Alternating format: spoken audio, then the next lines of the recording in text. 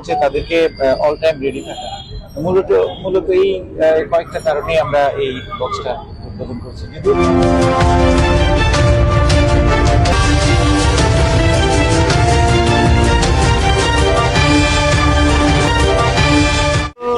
আমাদের যারা ট্রাফিক সদস্য যারা এই রোদে বৃষ্টিতে ভিজে ডিউটি করছে, তারা এখানে কিছুক্ষণ অবকাশ তারা পেতে পারে।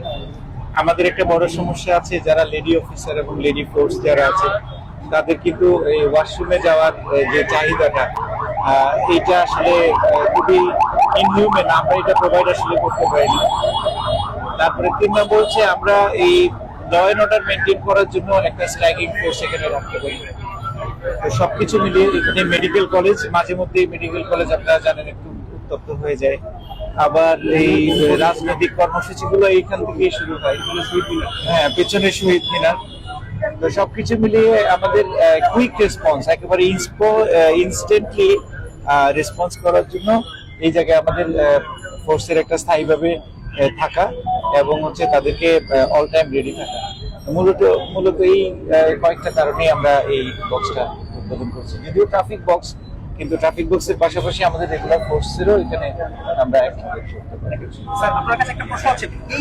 সরকারি একটা নির্দেশনা আছে যে এখানে কোনো ক্যান্টিন বা ফার্মেসি করা যাবে না। যেহেতু এটা শহীদ শামসুদ্দিনের জায়গা, বেসিক্যালি এটা ক্যান্টিন বা ফার্মেসি এরকম করারই প্রসঙ্গ আসে। তো সরকারি যেহেতু নির্দেশনা আছে 1 নম্বর যে এটা করা যাবে না, সো এটা করার আর সুযোগ নাই। আর যেহেতু পুলিশও সরকারি প্রতিষ্ঠান, আমরাও সরকারি প্রতিষ্ঠান, তো এখানে একটা উইন উইন সিচুয়েশন আমরা চিন্তা করেছি।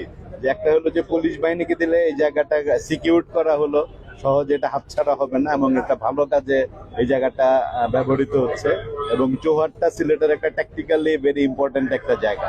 এখানে পুলিশ বাহিনীর নিজস্ব, যেমন কমিশনার মহোদয় বললেন যে ট্রাফিক পুলিশ যারা থাকেন রোদে বৃষ্টিতে, তাদের কিছু মানে অ্যাডমিনিস্ট্রেটিভ সুবিধা, ফিমেল অফিসার যারা থাকেন তাদের ইয়েটা, তারপরে এটা ট্যাকটিক্যালি যে কোনো মানে মানে রাজনৈতিক সবকিছুতেই পিছনে শহীদ মিনার, এটা সবসময় এখানে শুধু যে ট্রাফিক পুলিশ বক্স হিসেবে ইউজ হবে তা না, এটা ওনাদের একটা মানে যে কোনো জায়গায় মানে সামরিক বাহিনী বলি, পুলিশ বাহিনী বলি, আমাদের অপস প্ল্যান কিন্তু মানে একই রকম।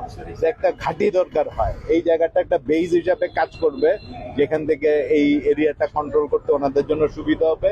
আর পাশাপাশি বললাম যে আমাদের স্বার্থ কি, আমাদেরও হসপিটালে মাঝে মাঝে মানে চিকিৎসা সেবার সময় মানে অনাকাঙ্ক্ষিত কিছু ঘটনা ঘটে, এখানে একটা পুলিশ বক্স থাকার এটা আমাদেরকেও, এটা আমরাও সরাসরি